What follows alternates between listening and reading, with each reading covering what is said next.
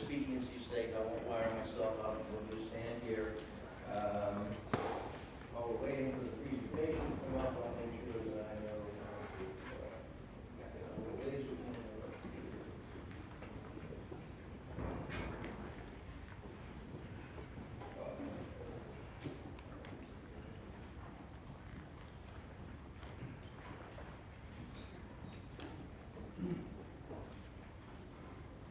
wonderful to watch the computer work. Now if we can just get it from the screen onto the screen, we'll be in good shape. There we go.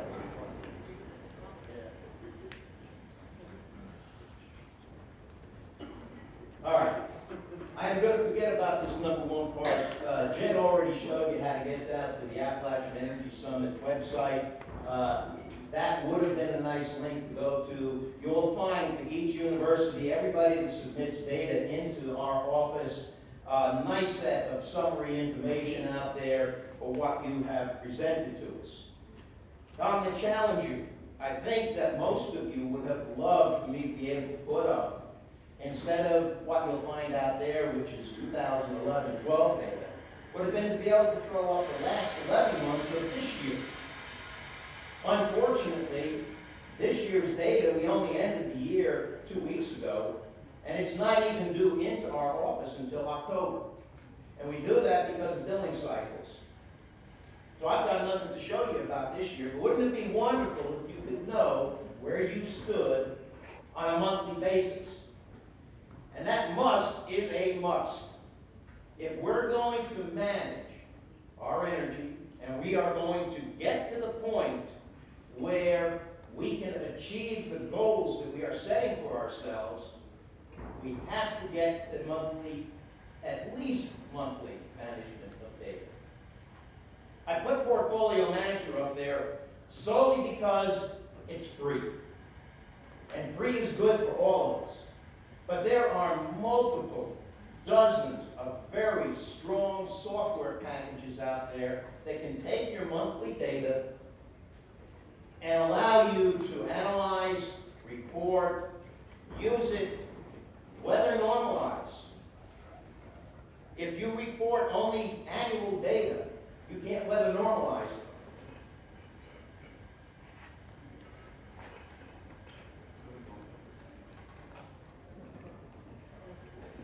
I know I'm getting old. You know, they say the first thing to go is the eyes. My late 30s, I got reading glasses. I'm now up to trifocals. And I know that my hearing has got to be going, because I could have sworn last year we said we were going to meet $1 billion in avoided costs by 2020.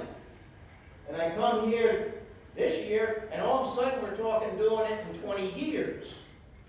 Well, this table shows we can do it by 2020. Now, it's going to require achieving a 40% reduction by 2020.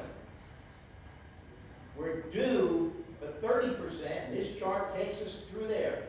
You can see the assumptions below.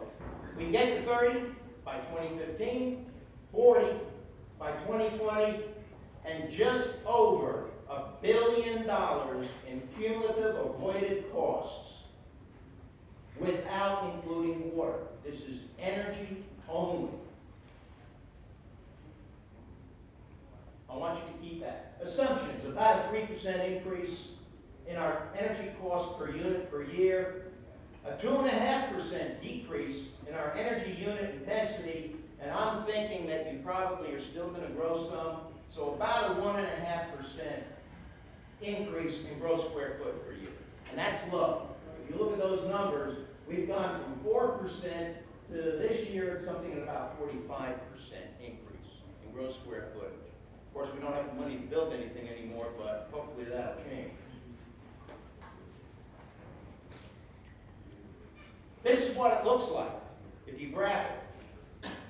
One of the key things that I have heard again and again at the conference is stabilize our energy cost. The red section there is the cost that we will spend for energy. That looks pretty stable. It's going up slightly, but that looks pretty stable. So that chart is what is creating I think we're meeting our goal.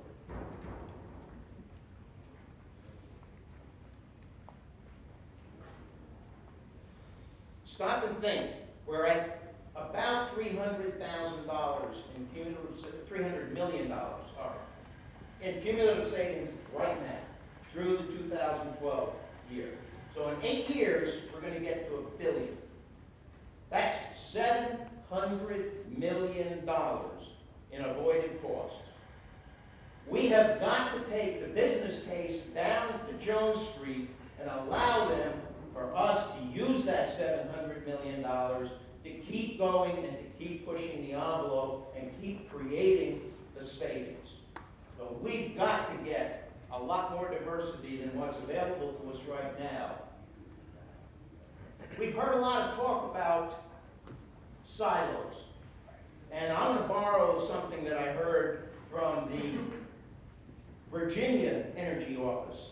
I like to believe that in North Carolina we don't have silos. We have cylinders of excellence. We have excellent individuals. We have excellent students. We have excellent faculty, staff, and administration. However, we do like to operate in our own comfort zone. So we've got to become a little bit uncomfortable and move out of that comfort zone and start embracing these other areas. Silo by any other name may still be a silo. It has to become a priority with everybody on every campus. No more lip service. We're going to do it. We've heard that message again and again. It needs to be a part of orientation, and I say use that word and everybody thinks students. No. We keep hiring new staff. We keep hiring new faculty. When you bring somebody new on board, do they know what the energy culture on your campus is? If they don't, how are they going to learn it if you don't tell them when they come on board? That goes hand in hand with to eliminate all waste and contraband plug load. What's contraband plug load? Space heaters, mini fridges, hot plates, all those wonderful things. And although this statement did not come from a university, I have been told that those things are a perk. You know, we'll perk ourselves right out of business. We've got case studies from primarily school systems where they've gone after that contraband plug load and huge savings.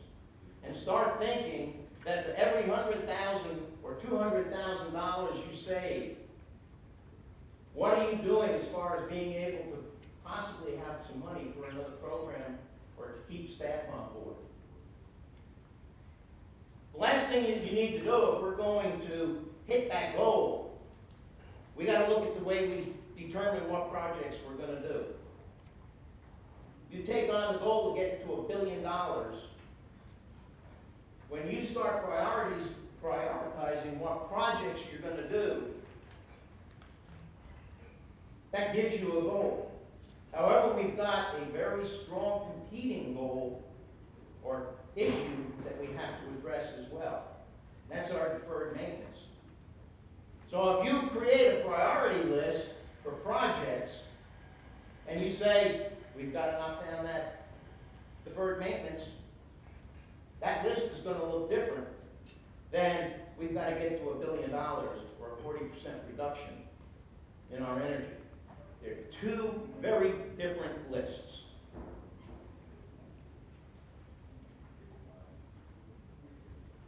Jed asked me a question about 6 months ago that I didn't have an immediate answer to. Usually our office and the people, I hope you all know the different staff in your area, when we come and visit you, we try and bring solutions. We try and help you. And Jed said, well, what can we do to help the energy office? Snake oil or a cure? Any of you in facilities, I know, get the same number of calls, maybe more, maybe a little less, but roughly the same number of calls of vendors out there with the greatest product or the greatest service since sliced bread. Is that true or isn't it true? I don't have the time to investigate. I'll do a little research out on the web. Occasionally the EPA or DOE will have done an analysis of it and you find out, whoops, we're not going to go there. But wouldn't it be great if we had all these engineering students, all the faculty, we've got 3 energy centers. If when we get something like this, that we can go to a central group and say, would you validate whether this is really worth it? I'd hate to miss out on something that works. But I don't want to see it a big investment in snake oil either. High performance building reporting. This is an effort that Renee Hutchison has started in our office. It came about because of the legislation that was passed, Senate Bill 668, many years ago, for all state buildings to be high performance, 30% better than 2004 ash rate. She has a team together where we're collecting the data. She gave a little bit of a talk presentation yesterday as to the wacky numbers we are getting. It is obvious that our design community, internally and externally maybe, don't know how to model. And when they get the results of the model, they don't take the sanity check to see if that number is someplace in real.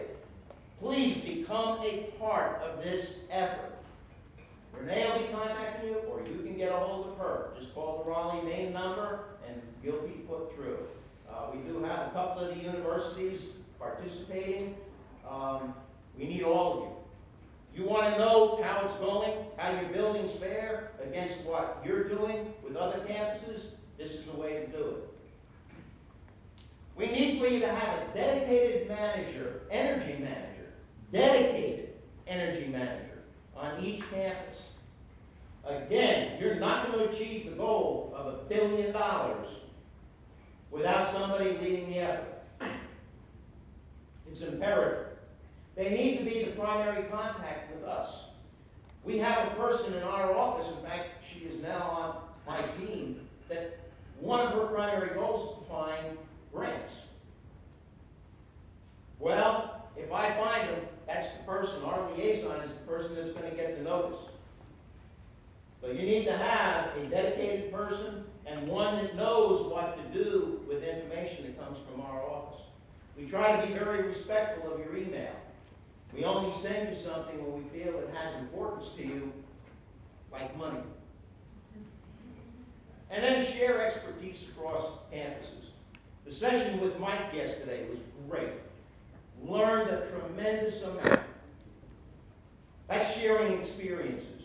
When I say share expertise, I'm talking about, again, establishing a core group, knowing what campus has what level of expertise on it, and being able to get in a car and go to another campus and provide assistance.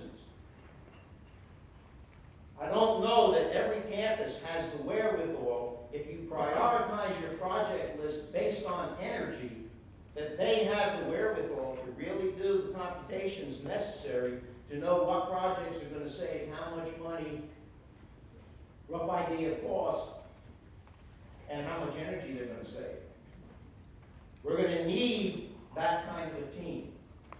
So that's my challenge. That's what you can do to help us provide better, improved services to you.